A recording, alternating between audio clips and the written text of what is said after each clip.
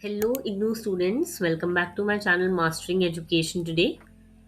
आज की वीडियो में हम लोग BEDSV 101 that is value education, जिसका एग्जाम आप लोगों का 29 जून को है। लेकिन ये एक ऐसा सब्जेक्ट है जो सबके पास होता है, ऑलमोस्ट हर एक बैचलर स्टूडेंट के पास ये सब्जेक्ट है।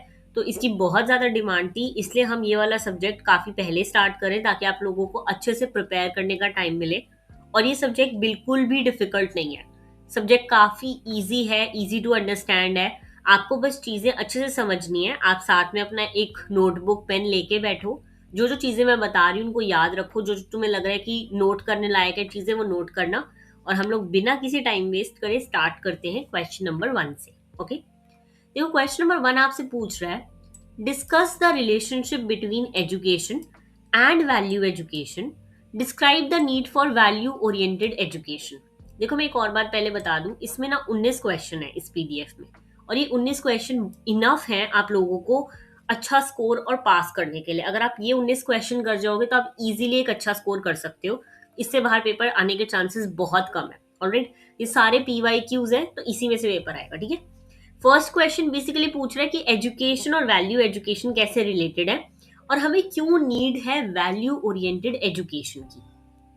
देखो, एग्जाम में काफी बार ये वाला क्वेश्चन बहुत बार आया है। मैं जो भी क्वेश्चन स्टार मार्क करूंगी ना वो काफी इंपॉर्टेंट होने वाला है, तो वो तो तुम्हें अच्छे से करना ही करना है। और ये सबसे इजी क्वेश्चन भी है। सबसे पहले एक एग्जाम्पल से समझो। मान लो दो स्टूडेंट्स हैं, ठीक है। पहला स्टूडेंट क्लास में टॉपर है, उसके मार्क्स बहुत अच्छे आते हैं, लेकिन वो चीटिंग करता है, झूठ बोलता है, दूसरों की रिस्पेक्ट नहीं करता, टीचर्स की रिस्पेक्ट नहीं करता। वहीं पे दूसरा स्टूडेंट है जिसके मार्क्स ठीक ठाक आते हैं, और लेकिन वो ऑनेस्ट है, रिस्पॉन्सिबल है और बड़ों की रिस्पेक्ट भी करता है। तो अब बताओ, हमारे अकॉर्डिंग, आपके अकॉर्डिंग इन दोनों में से ज्यादा सक्सेसफुल इंसान कौन बनेगा? ऑब्वियसली सेकंड वाला।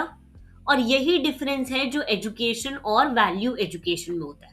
देखो, एक सच्चा ईमानदार इंसान ही आगे जाके लाइफ में कुछ कर सकता है, क्योंकि झूठ बोलकर वो झूठ कभी ना कभी पकड़ा जाएगा, है ना। तो वहां पे उसकी सारी क्रेडिबिलिटी खत्म हो जाएगी। एक सच्चे इंसान, चाहे वो मेहनत करके कमा रहा हो, टेढ़ी चीजें ना कर रहा हो, बट वो सच्चा इंसान ही गिर जाएगा। तो यही होता है डिफरेंस। एजुकेशन हमें नॉलेज देती है, एजुकेशन से हम सिर्फ चीजें समझ सकते हैं, पढ़ सकते हैं। लेकिन वैल्यू एजुकेशन हमें सिखाती है कि उस नॉलेज को हम सही तरीके से यूज कैसे करें, है ना।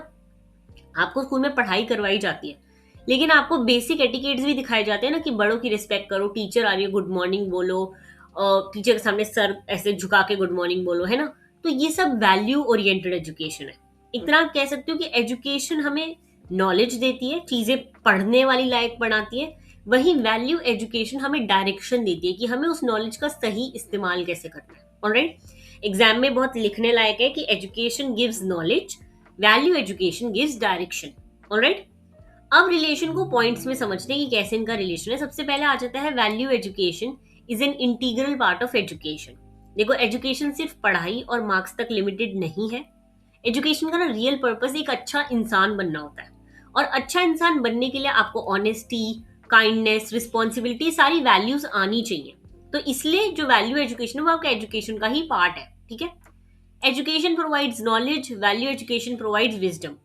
देखो, एजुकेशन हमें नॉलेज देती है, वहीं वैल्यू एजुकेशन विजडम देती है, हमें सही एक दिमाग देती है कि उसको, दिमाग को हमें सही कैसे चलाना है।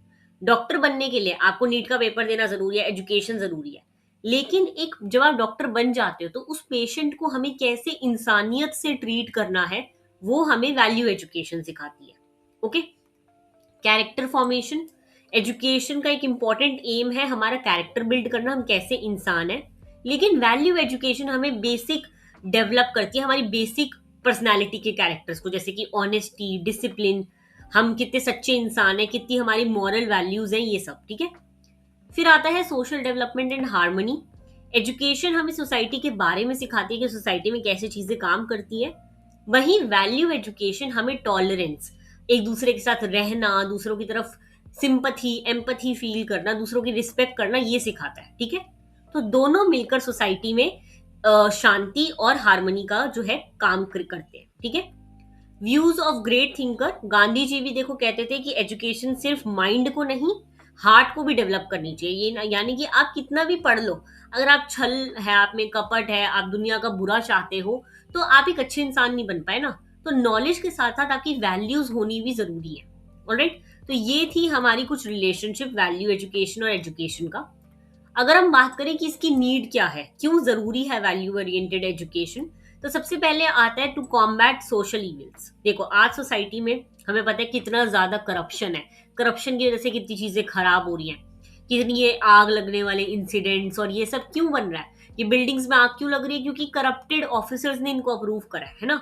वायलेंस कितना ज्यादा है, इनटॉलरेंस, एक दूसरे की तरफ हमें रिलीजियस हेट्रेड कितना हो गया है। तो ये सारे अगर सोसाइटी में से चीजें खत्म करनी है तो वैल्यू एजुकेशन बहुत जरूरी है, क्योंकि लोग अगर वैल्यूज को सीखेंगे, एक अच्छा इंसान बनेंगे, तो हम सोसाइटी में से ये सब चीजें खत्म कर सकते हैं, है ना। टू क्रिएट रिस्पॉन्सिबल सिटीजन्स, एक डेमोक्रेसी, देखो हमारा देश डेमोक्रेसी पे बेस्ड है, एक डेमोक्रेसी तभी सक्सेसफुल होती है जब सिटीजन्स जो है ऑनेस्ट हो, सच्चे हो और रिस्पॉन्सिबल हो। ये ना समझे कि आप सड़क पे चल रहे हो, आप कूड़ा फेंक दो, अच्छा ठीक है ना, गवर्नमेंट का काम है सड़कें साफ करना।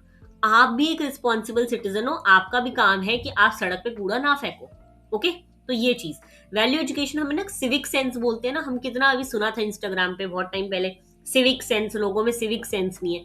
वो सिविक सेंस हमें वैल्यू एजुकेशन देता है, ठीक है। सिविक सेंस होता है कि कैसे एक सोसाइटी में रहना है। ऑलराइट, फिर आता है नॉलेज और कैरेक्टर का गैप फिल करने के लिए। देखो डिग्री होना और अच्छा इंसान होना दोनों अलग बातें हैं। वैल्यू एजुकेशन नॉलेज की कैरेक्टर के साथ कनेक्ट करती है, यानी कि मैंने वही बताया कि सिर्फ नॉलेज काफी नहीं होती, कैरेक्टर भी इंपॉर्टेंट होता है ना। To preserve cultural heritage, India की वैल्यूज जैसे कि ट्रूथ, नॉन वायलेंस, टॉलरेंस, ये बहुत जरूरी है इंडिया में। बहुत डाइवर्सिटी है इंडिया में, अगर हमें सबके साथ एक दूसरे के साथ मिलकर रहना है तो वैल्यू एजुकेशन बहुत जरूरी है। प्रमोट यूनिवर्सल ह्यूमन वैल्यूज, यानी कि देखो पीस, इक्वालिटी, शांति, सबके साथ सही व्यवहार करना, एक हमारी ब्रदरहुड वाली, भाई भाई वाली जो फीलिंग है, ऐसी सोसाइटी में जरूरी होती है। अगर ऐसी चीजें रखनी है तो इसलिए वैल्यू एजुकेशन इंपॉर्टेंट है। ओके, इमोशनल इंटेलिजेंस डेवलप करना, देखो वैल्यू एजुकेशन जो है हमें एम्पथी, कंपैशन, ये सब सिखाता है कि कैसे हम दूसरों की तरफ जो है अच्छे सब अच्छा व्यवहार करें, अच्छा रहें, दूसरों के लिए जो है अच्छी चीजें फील करें, किसी की तरफ हेटरेड ना हो। तो ये चीजें भी हमें वैल्यू एजुकेशन सिखाती है। ओके, तो आपको देखो यहाँ पे ना 6 पॉइंट दे रखे हैं और इसमें 4 5 दे रखे हैं, ये 5 तो आपने करने ही करने हैं, इसमें भी 5 करोगे, 6 के 6 करने की जरूरत नहीं, कोई भी 5 कर लेना। ओके, 5 5 पॉइंट दोनों के लिख के आने बहुत जरूरी है। 20 नंबर का एक क्वेश्चन आता है तो आंसर होना चाहिए, एटलीस्ट 3 पेज का तो होना ही चाहिए। ओके, अब आते हैं क्वेश्चन नंबर 2 पे। What are the principles of democracy. Easy question है, हमने बहुत बार डेमोक्रेसी पे बातें करी है, बहुत बार पॉलिटिकल साइंस स्कूल में बहुत बार पढ़ा है। तो देखो पहले समझते हैं कि डेमोक्रेसी होता क्या है।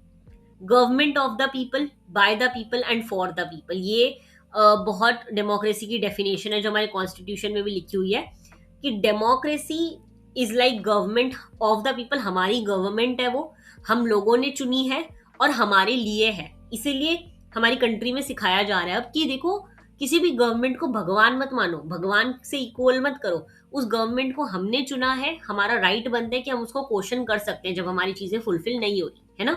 तो यही होती है डेमोक्रेसी, यानी कि फाइनल पावर पब्लिक के पास होती है, ना कि गवर्नमेंट के पास। ओके, ये होती है डेमोक्रेसी।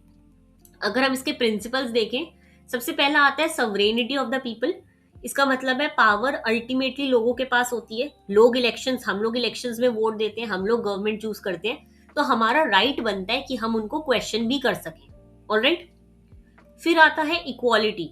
डेमोक्रेसी में सब लोग इक्वल होते हैं, आपकी कास्ट, आपका रिलीजन, जेंडर क्या है ये मैटर नहीं करता, सब गवर्नमेंट के आगे, डेमोक्रेसी के आगे सब कुछ इक्वल है। एक जज के सामने वो नहीं देखेगा कि अमीर है कि गरीब, दो ऐसा हमारी सोसाइटी में अब नहीं होता, लेकिन हमारी कॉन्स्टिट्यूशन में यही लिखा हुआ है, ठीक है। फिर आता है majority rule with protection of minority rights, यानी कि डिसीजन जो है वो मेजोरिटी का चलेगा, जो पार्टी रूल कर रही है मेजोरिटी में उसका चलेगा, लेकिन माइनॉरिटी में जो है, रिलीजन है, कोई भी पार्टी है, उसके भी राइट्स को प्रोटेक्ट करा जाएगा। यही होती है एक रियल डेमोक्रेसी। ओके, फिर आता है principle number 4, rule of law, यानी कि कोई भी लॉ से ऊपर नहीं है, ना प्राइम मिनिस्टर, ना कॉमन सिटीजन, ना अंबानी, ना अडानी, कोई भी। लॉ के आगे सारे इक्वल है, और किसी ने गलत काम करे तो उसको पनिशमेंट मिलेगी, नो मैटर उसकी कास्ट क्या है, नो मैटर रिच और पुअर। ओके, फिर आता है फ्रीडम ऑफ एक्सप्रेशन।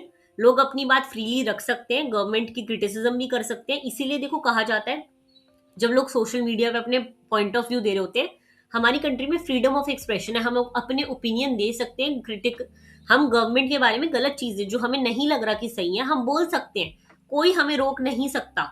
हम इससे कोई एंटी नेशनल या देशद्रोही नहीं घोषित हो सकते, क्योंकि हमारे पास राइट है इस चीज का। ऑलराइट। फिर आता है free and fair election. Election honestly और रेगुलरली होने चाहिए, तभी डेमोक्रेसी स्ट्रांग होती है। Fundamental rights and liberties, her citizen को राइट्स मिलते हैं, जैसे कि स्पीच का राइट, रिलीजन का राइट, इक्वालिटी का राइट। आपके पास राइट है, आप क्या बोलना चाहते हो, कौन सा रिलीजन प्रैक्टिस करना चाहते हो, कुछ भी चीज हम पे फोर्स नहीं करी जा सकती, ठीक है। फिर आता है पार्टिसिपेशन एंड अकाउंटेबिलिटी, यानी कि सिटीजन्स को एक्टिवली पार्टिसिपेट करना चाहिए। सबको प्रॉपर राइट है कि वो जाकर इलेक्शंस में पार्टिसिपेट कर सकते हैं, खड़े हो सकते हैं इलेक्शंस में। साथ ही साथ वो गवर्नमेंट को अकाउंटेबल रख सकते हैं। अगर उन्हें लगता है कुछ गलत हुआ है, जैसे कि अभी नीट का पेपर लीक हुआ, तो वो गलत था, तो हम लोग गवर्नमेंट से पूछ सकते हैं कि हमने अपनी फेयरनेस से, हमने सही तरीके से पेपर दिया, तो हम क्यों रीपेपर दें, या हमारी गलती थोड़ी है कि पेपर लीक हुआ, तो हम गवर्नमेंट को क्वेश्चन कर सकते हैं उस चीज में। ऑलराइट। तो ये चीजें होती है जो डेमोक्रेसी में होती हैं। डेमोक्रेसी बहुत जरूरी है, वैल्यू एजुकेशन के साथ ये लिंक करी जाती है, क्योंकि इसी की वजह से हम लोग जो है कॉपरेशन, रिस्पेक्ट, वो ब्रदरहुड, म्यूचुअल अंडरस्टैंडिंग जो है, ये सब हमें वैल्यू एजुकेशन सिखाता है, और यही हमारी डेमोक्रेसी में भी लिखा हुआ है। ऑलराइट। इजी क्वेश्चन है, इतने डिफिकल्ट नहीं है। अभी के लिए आप ये 2 क्वेश्चंस करो और मुझे बताओ कि क्या आप लोग को चीजें समझ आ रही हैं, मैं पार्ट 2 डालूं या ना डालूं। और अगर आप लोग को ये पीडीएफ चाहिए पूरा, तो आप लोग ये पीडीएफ मेरे से परचेज कर सकते हो। आप लोग नीचे दिए गए इंस्टाग्राम लिंक या फिर टेलीग्राम लिंक, दोनों में से किसी पे भी मेरे को कांटेक्ट कर सकते हो। आपको बस मेरे को ये कोड लिख के भेजना है, ठीक है। आप ये कोड लिख के भेजोगे और मैं आप लोगों को जो है इसका प्राइस बता दूंगी, और आप ये पीडीएफ मेरे से परचेज कर सकते हो। ऑलराइट। बाकी मिलते हैं नेक्स्ट वीडियो में। All the very best, thank you so much.